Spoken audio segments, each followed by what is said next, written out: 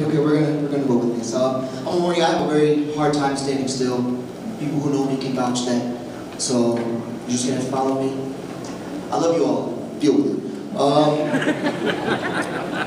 Shortly after I was ordained as a youth pastor at the last church I attended, certain things happened and God showed me that it was time to leave. And it's really not about that, but I'm just painting the picture, if that's okay with you. It's okay if I be honest and transparent with you all? Amen. Yes. Amen. Okay, good. So he told me it was time to leave, and I thought that he was taking me in a different direction. Maybe, I don't know, maybe it was for me to begin a church. Maybe it was for me to sit somewhere else. I didn't know.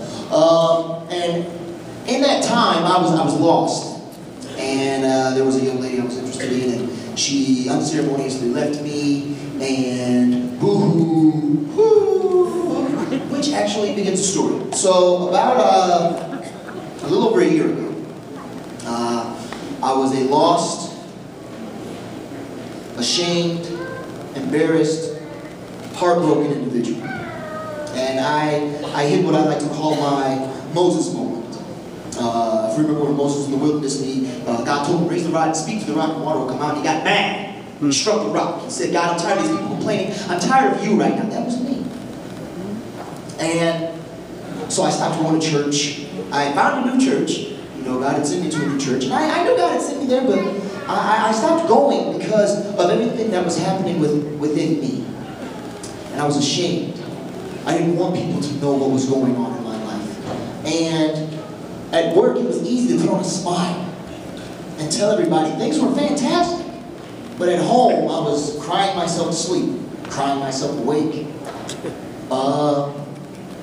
I got to the point where I was unable to stay sober. I was high all the time. One time I wasn't high when I was at work, and that's because I had to drive. And those don't mix, in case nobody ever told you.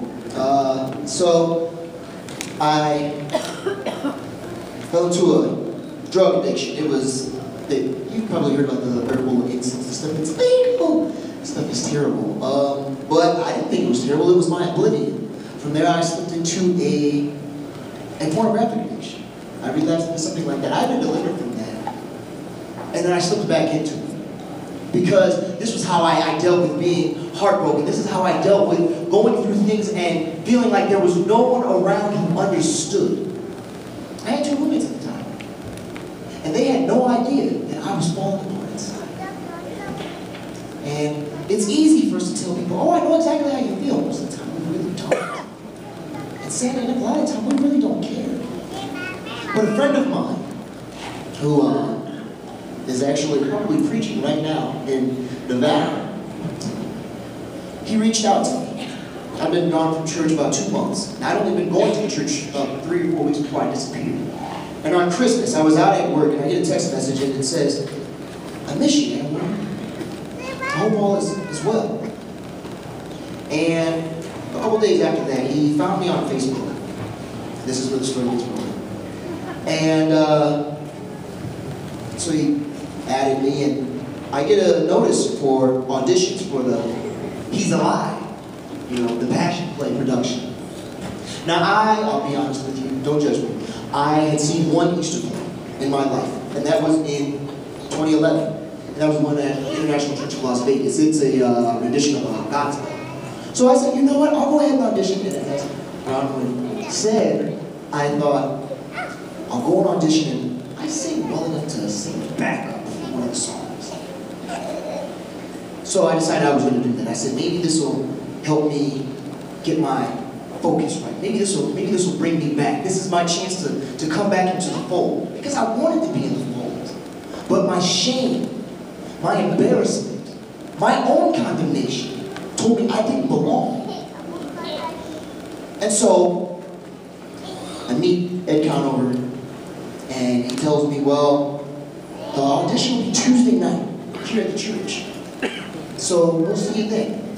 So I get off work Tuesday morning, and I was still battling with my addiction and shame and all that. So I decided I wanted to feel that oblivion. So I go home, and I had my little stash, and I had a little system. I'm not going to break that down because we're not going to talk about that. But I lit up. And immediately, as soon as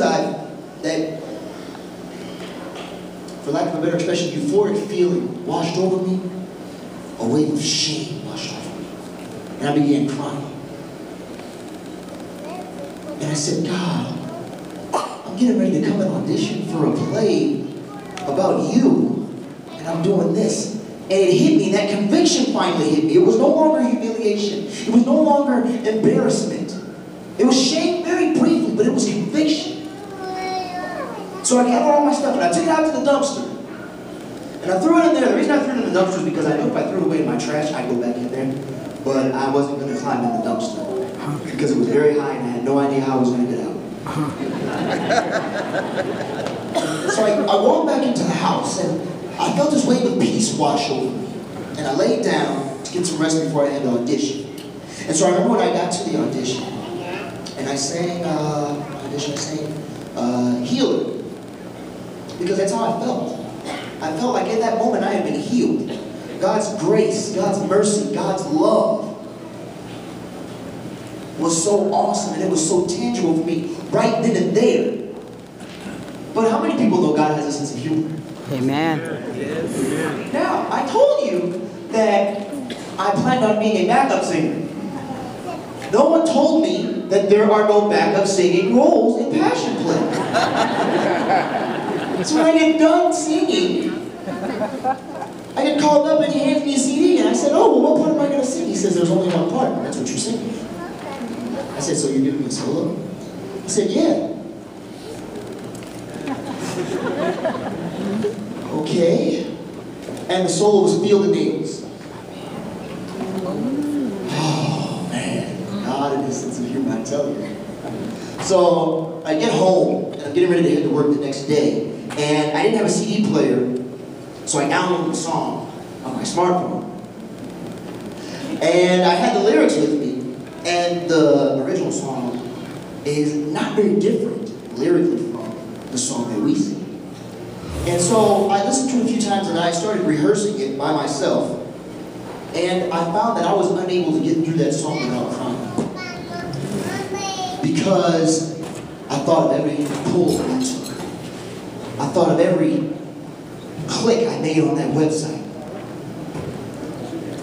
And then I thought of that nail going into his wrist.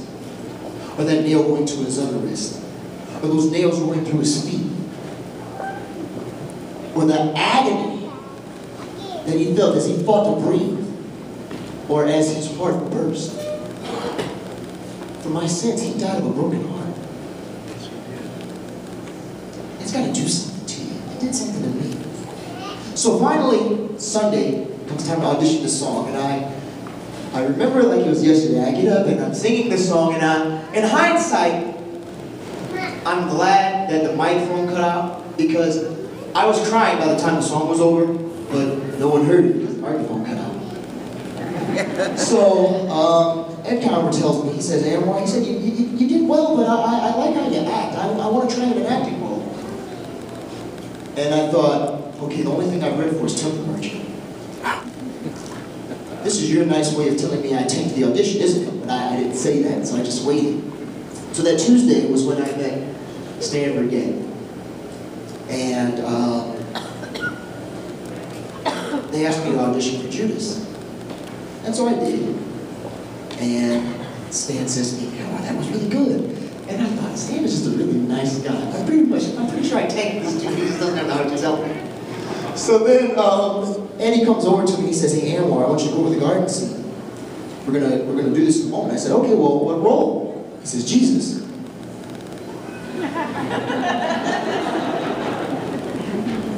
Really? Jesus? Me? You know, and so I went over it and I went through the scene. And then came the waiting game. So I had to wait until Sunday to find out what I was doing. And I was sure that I was going to not get the solo because I tanked it, but maybe I'd get Judas. And so he comes in and they're announcing the roles. And they go through the first group, and Judas was in that group, and I was not Judas. Obviously, that's why I'm sitting in front of you. But So finally, at the end of rehearsal, they announced Peter, and they announced me as Jesus. And everyone starts clapping, and I'm looking around like, what are we all clapping for? Did I miss something? It hadn't dawned on me yet. And I remember, to drive my point home and tie it all together, I remember so often saying, God, I am not worthy.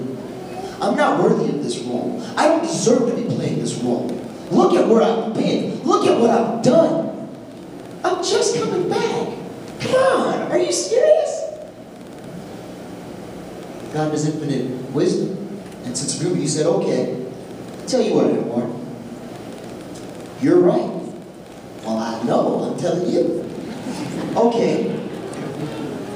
Pop quiz, tell me somebody who is worthy to play the role.